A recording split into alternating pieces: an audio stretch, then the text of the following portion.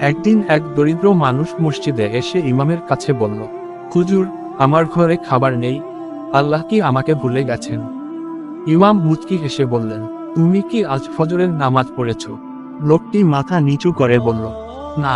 ইমাম বললেন, যে বান্দা আল্লাহকে ডাকে না, আল্লাহ তাকে কিভাবে ভুলবেন? বরং বান্দাই আল্লাহকে ভুলে যায়।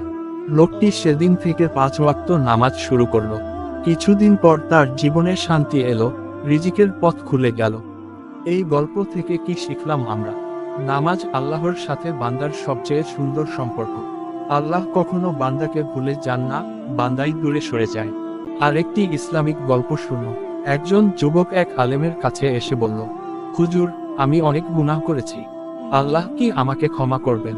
আলেম তাকে এক গ্লাস পানি দিলেন এবং বললেন, এটা ধরো, কিন্তু এক ফোঁটাও ফেলবে না। যুবক খুব সাবধানে পানি নিয়ে ঘুরে এলো। আলেম জিজ্ঞেস করলেন, তুমি কি পথে কাউকে দেখেছ? যুবক বলল, না, পানি ফেলবে ভয় কিছুই দেখেনি। আলেম বললেন, যদি আল্লাহর ভয় অন্তরে থাকে, তবে গুনাহ চোখে পড়ে না।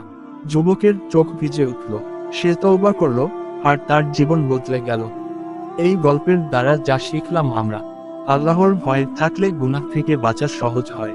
তওবার দরজা কখনো বন্ধ হয় না।